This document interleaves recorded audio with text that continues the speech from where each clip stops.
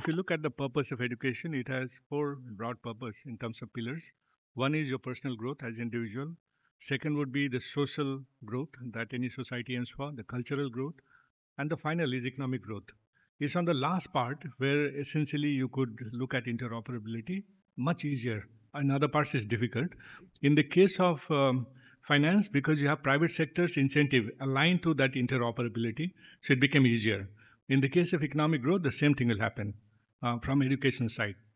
So if you focus on the economic aspect of education, what you find is eventually every person that you are teaching will go to a job market.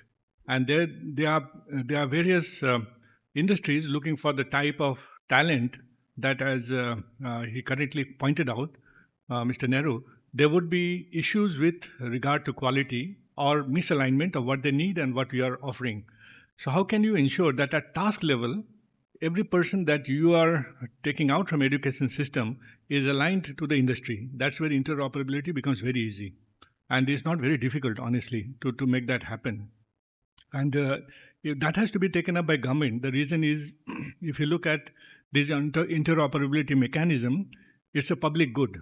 The private sector will not invest so much as is required. Secondly, the trust factor would be higher if it's owned by the government. So it has to be driven by government.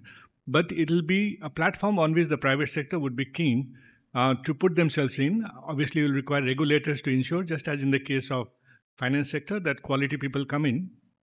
And therefore, the quality is maintained. It's not misused. So that part is, the detailing of it. So one aspect is that, but let me just point out 2-3 more things which came to my mind as we were talking. One is the sheer magnitude of information that occurs in the world today and why we need to rethink how education itself is done overall. Because if you look at a person in 1800, the amount of data that person dealt with in the entire lifetime of that person is what we deal in one day today. So that's the level of information that has come in, whereas our brain capacity remains the same. Essentially, if we live for 28,000 days, we are living 28,000 lives of a person in 1800 when this method of education was actually initiated. So the entire method on which we are based actually goes back to a time when it was not as heavy in terms of information. Today, the information is very heavy. So how do you structure ourselves? And I don't have an answer, but I thought that this is an important perspective to keep in mind. Second is this whole idea of artificial intelligence, particularly generative AI. AI has been around since 1950s, but it goes into winter. With generative AI, and it's based on a paper of 2017, I'm sure many of you might have read it. That 2017 paper by Google scientists is what led to generative AI coming up in, I think, November of 2022. And thereafter, it has gone out of the winter, so it's not going to go back. It's basically a general purpose technology.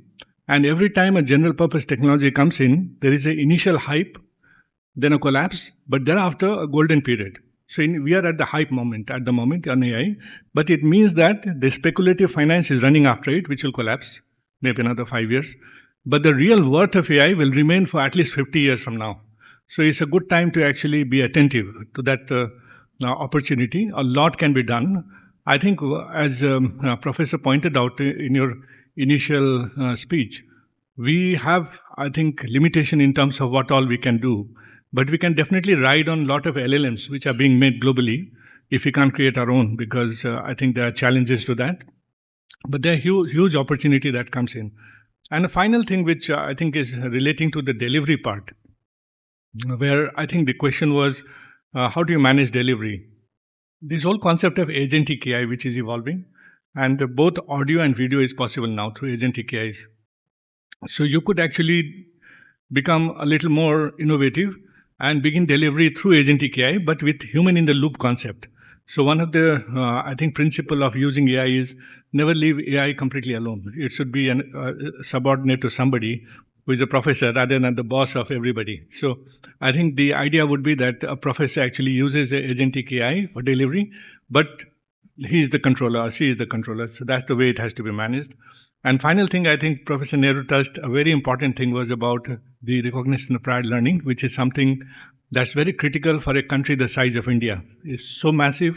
A lot of people are there in the workforce who actually have, in my own opinion, quite a bit of talent and also skills, but not recognized. Recognition actually enables both to show our data in the realistic terms, but secondly also gives them the bargaining power which is necessary when you have a certification. So I think that's an important area to also explore. So I'll stop at that. Thank you.